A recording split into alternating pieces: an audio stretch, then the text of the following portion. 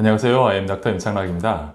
오늘은 자궁경부 이형성증에 대해서 알아볼 텐데요.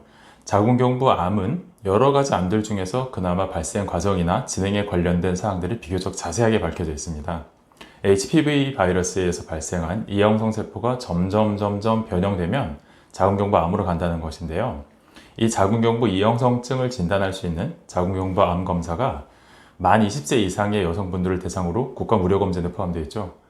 최근에 이런 것 때문에 검사를 받는 분들도 늘어나고, 또 산부인과의 질염이나 생식 문제, 다른 것들 때문에 내원하더라도 자궁경부암 검사를 거의 루틴하게 권유를 하고 있습니다.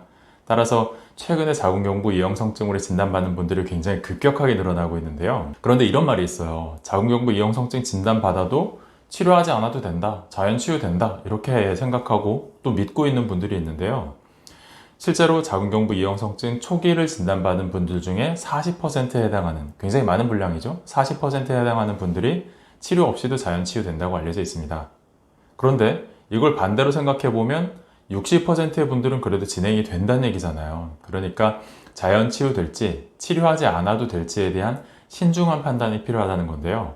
오늘은 자궁경부 이형성증에서 자연 치유를 결정할 수 있는, 혹은 자연 치유될 수 있을지 판단할 수 있는 항목에는 어떤 것들이 있고, 또 어떻게 판단하는지 그 과정을 정확하게 살펴보려고 합니다. 자궁경부 이형성증을 진단받았을 때 초기 이형성증일 때요. 초기 이형성증일 때 자연 치유될지 판단하려면 세 가지 항목을 살펴봐야 됩니다. 첫 번째는 HPV 바이러스 검사이고요. 그 다음에 두 번째는 자궁경부의 점막이 얼마나 손상되어 있는지 그 여부를 살펴봐야 되고요. 그리고 마지막으로는 자궁의 면역력, 그러니까 HPV 바이러스 활성을 줄어들게 할 수 있는 자궁 면역력이 얼마나 잘 갖춰져 있는지, 그 세 가지를 정확하게 따져봐야 됩니다. 자, 오늘은 저희 병원의 자궁경부 이형성증 초기로 진단받고 치료하기 위해 내원한 환자의 케이스를 가지고 한번 설명을 드려볼게요. 자, 이분의 경우에는 일단 아스쿠스예요. 그러니까 자궁경부 이형성증 중에서 초기를 진단받으신 거죠. 이게 처음 진단받은 거는 6개월 전이에요. 6개월 전에 진단받고 다시 추적 관찰합시다 했는데 다시 받은 거죠. 이분 생각에는 처음 아스쿠스 진단받고 초기니까 자연 치유되겠지 라고 그냥 이렇게 아무런 생각 없이, 치료에 대한 생각은 전혀 없었어요. 그렇게 지내시다가 다시 검사를 했는데도 불구하고 아직 남아있다, 이거 진행되는 거 아니야? 걱정하고, 그렇게 걱정이 돼서 내원하신 케이스죠. 제일 먼저 살펴본 거는 아까 말씀드렸다시피 HPV 검사 결과예요. 39번, 52번, 66번 세 가지의 바이러스가 검출됐는데 다 고위험군이었어요. 이렇게 세 가지 바이러스가 검출이 된다면 이게 최소 세 가지란 말입니다. 최소 세 가지. 그게 뭐냐면, 예를 들어 내가 몸속에 5가지 바이러스가 있더라도 그 중에 5가지가 매번 검사할 때마다 사이좋게 다 나오는 게 아니에요.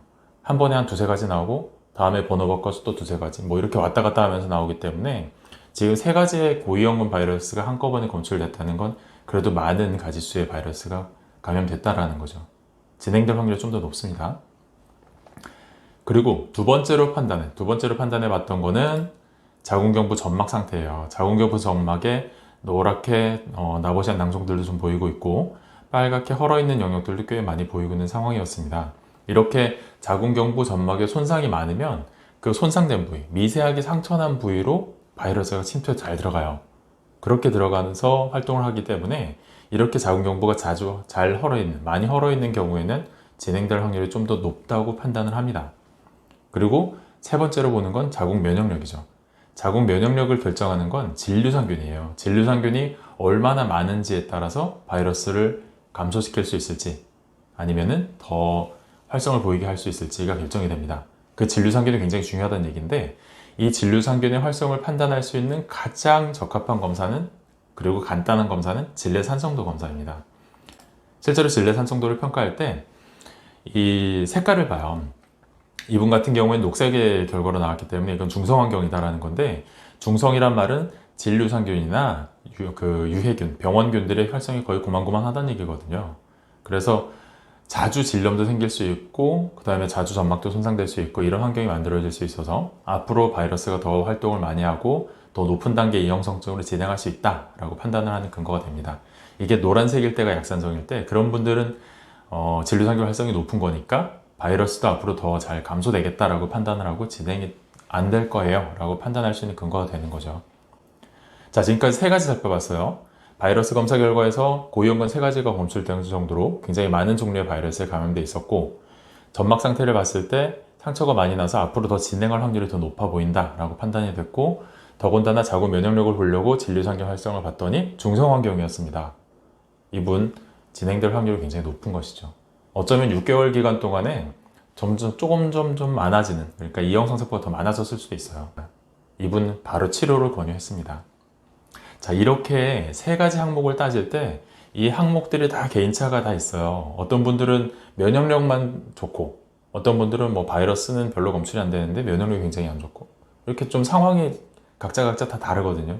이런 걸 정확하게 판단하기 위해서는 조금 전문적으로 진료를 하고 있는 이런 분야에 대해서 약간 전문 지식이 있는 분들의 판단이 필요합니다. 따라서 자궁경부 이형성증 초기에 나 치료하지 않아도 돼 라고 이렇게 함부로 판단하기보다 조금 전문적인 진료를 할 수 있는 의료진의 도움을 받아 정확한 판단을 받으시기 바랍니다. 자, 오늘 자궁경부 이형성증 초기에 자연 치유될지 판단하는 방법, 또 그 판단하는 과정에 대해서 정확하게 좀 설명을 드렸는데요. 오늘 드린 설명이 도움이 됐다고 생각하시면 꼭 구독과 좋아요, 댓글, 알림 설정까지 꼭 부탁드립니다. 긴 영상 시청해주셔서 감사합니다.